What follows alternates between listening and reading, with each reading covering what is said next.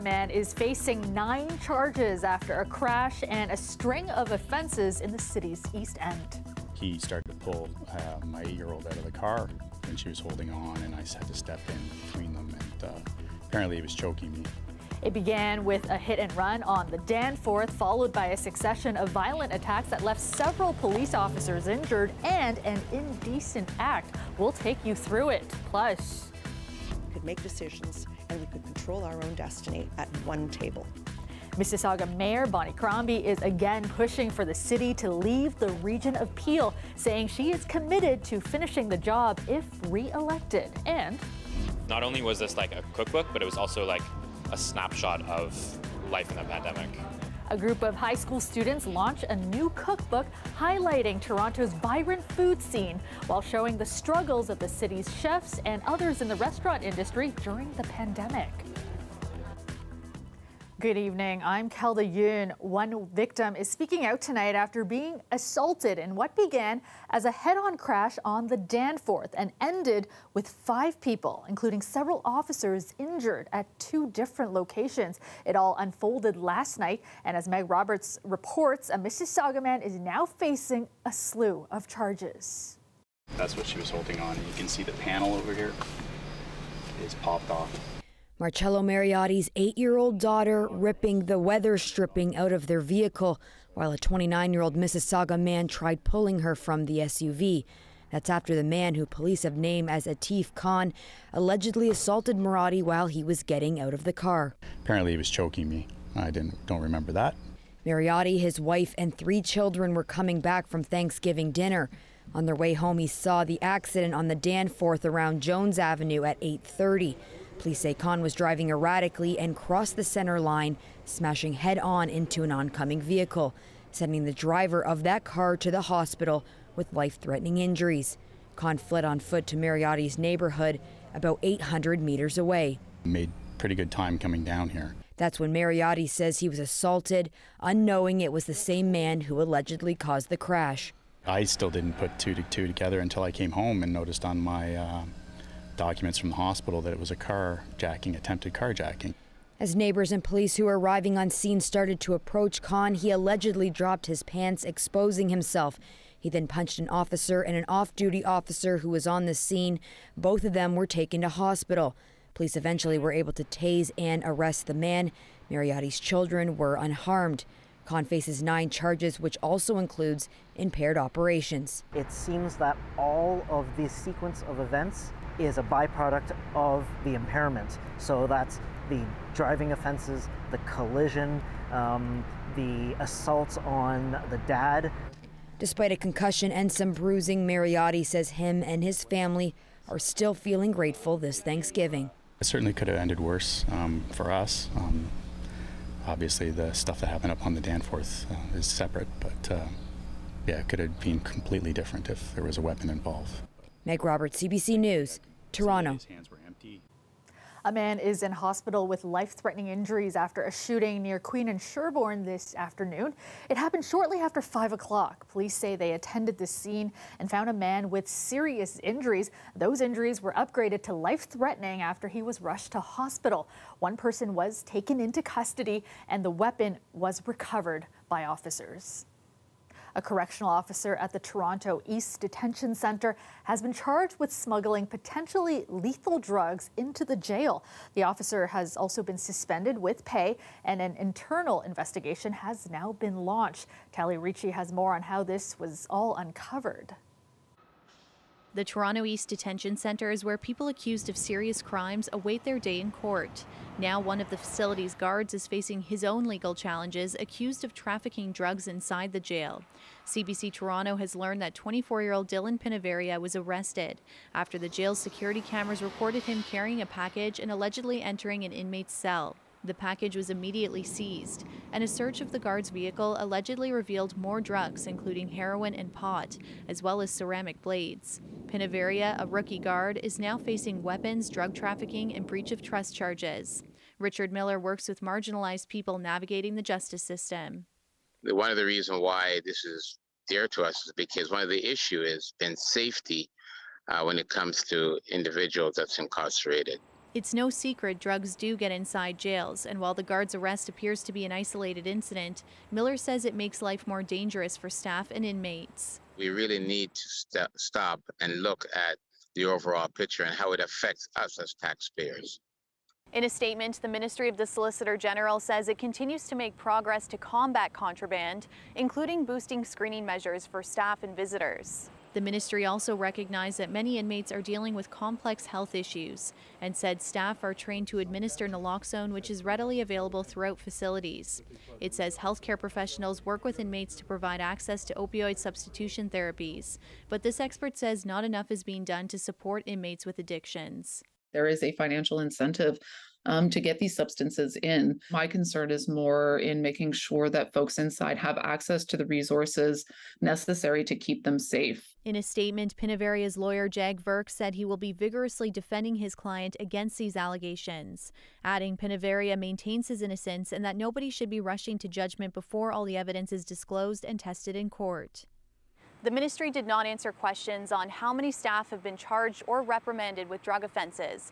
Piniveria is scheduled to appear in court next week. Talia Ricci, CBC News, Toronto. The municipal election is just under 2 weeks away, and the winner of this election in Toronto will soon end up with more power than past mayors in our city. New provincial legislation will strengthen the mayor's powers and be a shakeup for city councillors. Now, former mayors debated the new powers at a town hall hosted by CBC Toronto's Dwight Drummond tonight. It seems to me that now we've got presented to us a situation with the new legislation where clearly they're trying to weaken the council and undermine those principles, which is why it needs to be resisted. If I think back to my time on council, there are some votes I lost that I really wished I had won, and if I'd had a veto, it might have been tempting to use it, but I'm not sure that would have been beneficial for council. One of the top concerns for voters in this month's election is affordable housing. Today, a number of Toronto's mayoral candidates met with community housing tenants in Regent Park to share their plans on addressing the issue if elected. I think a lot of our problems stem from treating housing in Toronto as a commodity rather than as a right. You are the experts. There are people out there who are the experts, and what I want to do is hear those ideas, find out why we're not doing them, and then remove the obstacles so we can move forward. Sarah Kleiman-Haig is a lifelong Toronto resident and mother. She's one of more than 30 people vying to be the city's next mayor. The meeting this morning was open to all candidates. John Tory, however, did not attend due to prior commitments. A housing advocate organized the event after seeing there was no meeting leading up to the election dedicated to the topic of affordable housing.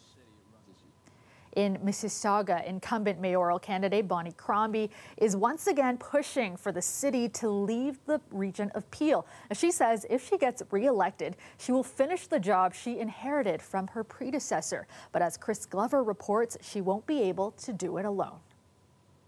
This is Mexit. Calling it Mexit, Mississauga incumbent mayoral candidate Bonnie Crombie has a new slogan for an old policy. We could control our own destiny at one table. We are considered the best managed city in Canada.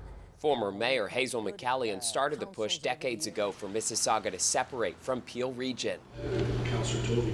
In 2019, a Crombie motion to leave passed City Council. Still, the province has to approve, and Municipal Affairs Minister Steve Clark didn't respond for comment. Crombie says Mississauga provides 60% of the region's funding, but gets 50% of its vote. This is about our priorities and not having to get approval for our priorities at a different council table. Peel includes Mississauga, Caledon and Brampton. Incumbent Brampton mayoral candidate Patrick Brown has been long against the idea, arguing pooling key services like garbage saves everybody money. Having the larger numbers gave you more efficiency, and I'd go further. You know, if you were to break up these regional boards, it means you'd have 3 chiefs of police. Candidates running against Crombie in this election are arguing the divorce could cost taxpayers more, while others argue it hasn't been thoroughly studied. I do see, some merit in it.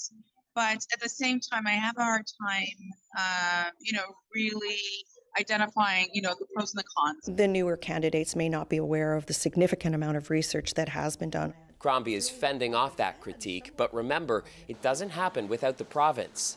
I don't think that Premier Ford sees any advantage to risking a current status quo where he has very strong support across Peel Region. Political scientist Meyer Semiaticki says the power in this policy may just be in the pitch itself. Mayor Crombie is playing an electoral card that is tried and true of, elect me, I'm the person who stands up for us. Making it a potentially winning strategy in this election campaign, even if Mexit doesn't happen in the long run. Chris Glover, CBC News, Mississauga. Let's go to Dahlia Ashry now with a first look at your forecast. And Dahlia, no complaints today. Another nice and sunny fall day in the books. That's right, Kelda. A beautiful day earlier today. Lots of sunshine, clear skies, but I can't say the same for tomorrow. We had that high pressure system moving in across the province over the long weekend, and now the low pressure system is making its way into the province starting tonight, and a cold front as well, so giving us more damp conditions on the way. The daytime high in Toronto today, 21 degrees, a little cooler out in Kingston, 16 degrees, and Windsor, a little warmer, 24 degrees. Now, there is that low pressure system that I was talking about. That's making its way in, and especially as we head into tomorrow and Thursday, we're seeing some strong winds and also rain on the way. Now, speaking of strong winds, there is a special weather statement in effect starting tomorrow, and that will be lasting until the evening and clearing up overnight. Winds up to 90 kilometers an hour, so just beware because that could be dangerous for anything that's flying around. And like I said, there is the weather statement in effect. But tonight, though, temperatures are expected to cool down, and we are expecting strong winds, like I said, and then temperatures will drop down to 14 degrees tonight. Tomorrow, though, 19 degrees, mainly sunny, and some cloud coverage as well, some scattered showers, and a windy day. Thanks so much, Dahlia. Toronto's Ukrainian community held a protest in the city tonight, just days after Russia launched missile attacks on several Ukrainian cities, including the capital Kyiv, killing more than a dozen people and injuring many more. On October 10th, we have seen the largest scale coordinated missile attack against Ukraine since the full-scale invasion. While many pundits and talking heads have told Ukraine to seek a peaceful resolution and cave to Russia's demands, Ukrainians, through centuries of experience, know that there are no peaceful talks to be had with Russia. The Toronto branch of the Ukrainian Canadian Congress organized the rally outside of the Russian consulate.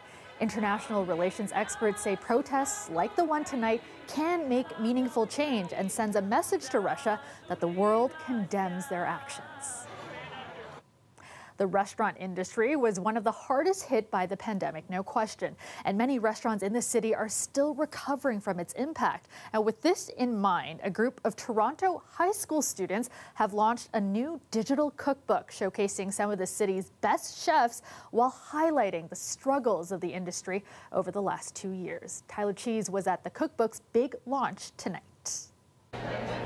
At the height of the pandemic, these high school students were looking for ways to fulfill their volunteer hours while most businesses were in lockdown. We tried to make our own project, and we kind of thought we'd make this small project of a cookbook. The small project quickly grew into Flash in the Pandemic, a digital cookbook highlighting local restaurants that also struggled during the pandemic. The students say they were driven by a love for food and the city's vibrant restaurant scene. We took photos of both the food and the chef, and then we also got like a short blurb of like what their experiences were through the pandemic, because not only was this like a cookbook, but it was also like a snapshot of life in the pandemic. 2 years of hard work culminating in tonight's big launch. We'd done this book and we'd finished it, but so they all went to university, like, because they graduated, and there was this amazing book, and it was just, there was no advertisement to it. So I figured might as well promote it somehow. Volunteers joined the students in pulling off tonight's event. Anything that brings awareness and attention to the restaurant industry. We were one of the hardest hit during the pandemic. You have less staff, you have more business, and you have also the impact of the pandemic that we're all still recovering from. Chef Tom Salvo is one of the restaurateurs featured in the book. The book looks great. Everything they did was great. Overall, just like super impressed that they not only went out of their way to kind of shine the light on a industry that was struggling, but just that they went to every single chef, and it was just really impressive. But it's not just about great food. 100% of the proceeds from the cookbook and the launch event tickets will go to the Daily Bread Food Bank. This cookbook, just on its own, has raised enough money to be able to purchase 13,000 meals. So 13,000 meals out into the community for people that are suffering from food insecurity. The digital cookbook can be purchased online at Daily Bread's website. Tyler Cheese, CBC News. Welcome back. For the first time since his team's devastating playoff loss on the weekend, Blue Jays general manager Ross Atkins spoke to the media. Atkins faced some tough questions today about his team blowing an 8-1 lead against Seattle on Saturday and whether or not big changes are expected this offseason. Greg Ross has more. Just 5 days after one of the most devastating losses in Blue Jays history, many fans are still asking how things can go from this. Swinging a drive again. Teoscar has done it again. To this. Line drive to center. Rodriguez is there, and that's the ball game. Believe me, I'm not unaware of how difficult that loss was for our fan base. It was just as difficult for us and the players. But we're going to make it a part of our journey and look to build from it. Jays GM Ross Atkins says the team may have fallen well short of their ultimate goal of a championship, but he says he still believes this season was a step in the right direction. One of the things that I felt so good about even after the loss was it wasn't from a lack of effort or focus at any point. There wasn't one point where I thought someone could have given more effort or someone could have been more focused. We did not back down. And Atkins says he doesn't think any major changes are needed in the offseason to his young roster. Feel good about the group that's here and do feel like we can complement it in a way that will take another step for us. It may be too soon for many fans to share in Atkins' optimism, but there were a lot of positives about this season. They won 92 games out of 162. They played really, really well down the stretch when the pressure was on the most, and they failed in the playoffs. But I think you have to step back and look at the bigger picture. The future of the Blue Jays' interim manager is still not clear. John Schneider took over the role midway through the season when Charlie Montoyo was fired. Atkins seemed pleased with the job that he's done. All of our energy has been deployed towards winning and with John Schneider, and feel very confident about the job that he has done and did. But Atkins wouldn't go so far as to commit to removing the interim tag that currently goes before Schneider's title. I think it will be very difficult for us to find better than John Schneider, but out of respect for the organization, out of respect for John Schneider, I do want time to work through the process with him. While the Jays put a wrap on their season, fans in the city can now turn their attention to some of the other teams. The Leafs will play their season opener tomorrow night in Montreal, while the Raptors open at home a week from tomorrow. Greg Ross, CBC News, Toronto. And this is a live look at the Toronto skyline tonight. Mainly clear this evening with some cloudy periods overnight. Currently, it is 16 degrees in the city. Let's go back to Dahlia now with a look at your long-range forecast. And Dahlia, cooler nights coming our way with some rain mixed in as well. That's right, Kelda, you didn't need your umbrella earlier today, but you will need it for the next few days because there is a cold front that's making its way into the province overnight tonight and as we head into tomorrow, and that low pressure system that we had, that high pressure system over the long weekend. That's what was giving us those clear skies, sunny days, and that's what we saw earlier today as well. But you will need your umbrella moving forward. The daytime high in Toronto, 21 degrees. Beautiful conditions. We are above seasonal temperatures. Usually the daytime high this time of year is 14 degrees, and today it was 21. So it was just a beautiful day in Toronto. Winds are 24 degrees. A little cooler out in Kingston, 16 degrees. Now there is that low pressure system moving in across the province. Now across the GTA, we will be seeing some strong winds gusting tomorrow, anywhere between 70 to 90 kilometers an hour. an hour, which could be quite damaging, and that's a special weather statement is in effect and a warning for those winds that we will be seeing for tomorrow as well, and that is anywhere mostly across southern Ontario, but we'll also be seeing it in northeastern Ontario as well. Now look at that rain will be making its way into Toronto. Wednesday morning we should be seeing some scattered showers, some cloudy skies, and then really the heavy rainfall that we should be seeing is mainly on Thursday, and potential risk of a thunderstorm as well. A gloomy day on Thursday, but we were spoiled with that sunshine earlier today and yesterday as well. Now, tonight temperatures will drop to 14 degrees. Clouds will be picking up overnight. A little cooler out in Oshawa, 12 degrees, and Mississauga, 14 degrees. Now, for the next few days, like I said, we should be seeing some rain on the way, some strong winds, and also you might want to notice here that there is those single digits back overnight starting on Thursday because of that cold front moving in across the province. But there is some sunshine on the way. We just have to be patient. It should be there on Friday as we kick off the weekend. Thanks so much, Dahlia.